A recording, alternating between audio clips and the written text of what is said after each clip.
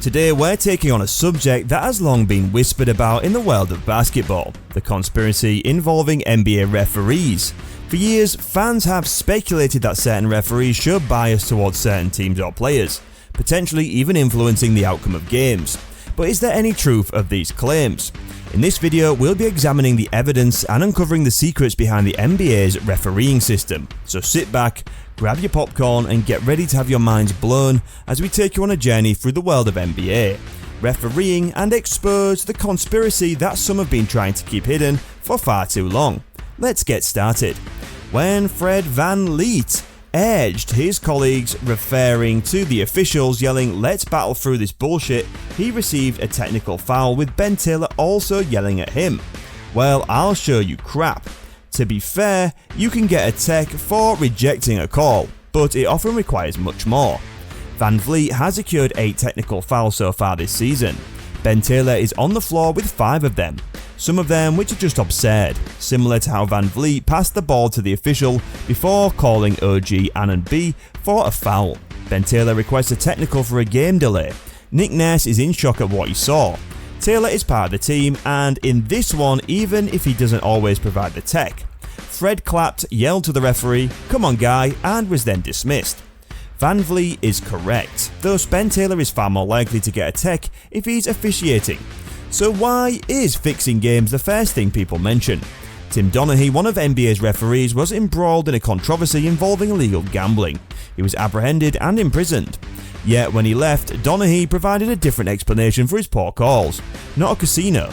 He said Allen Iverson had threatened to arrest officials in a book, while officials believe Al should be suspended.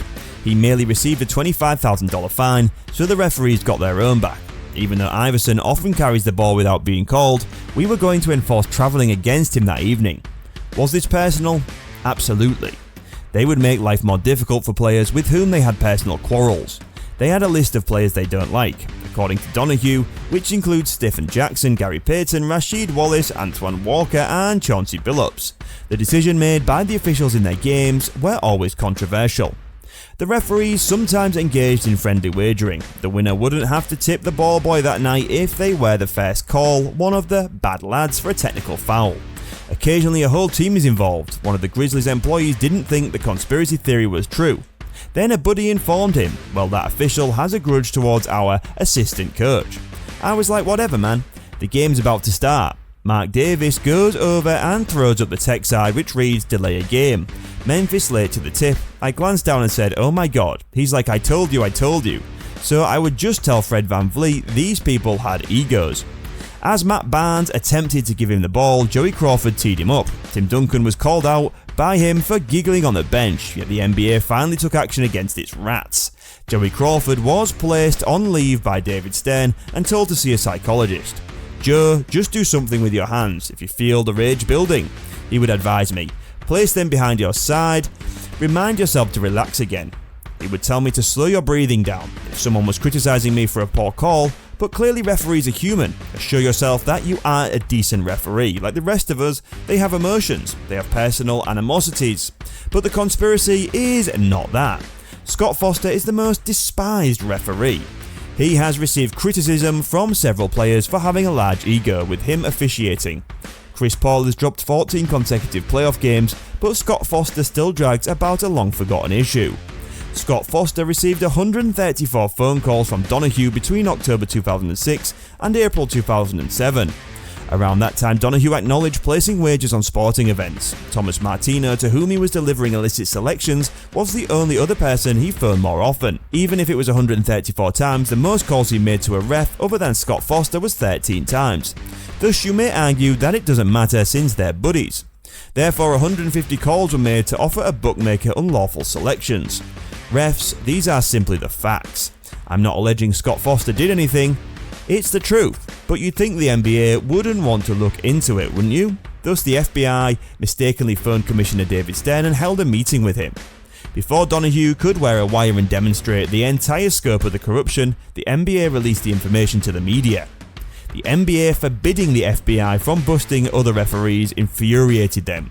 Why wouldn't they want to remove every corrupt official? Because it would damage the league's reputation.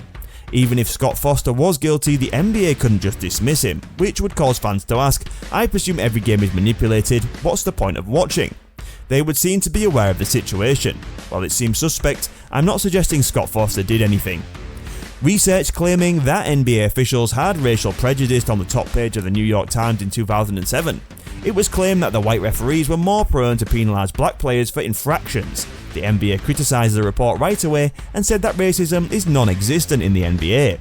They thus engaged their legal firm to conduct a separate investigation to look for racial referees.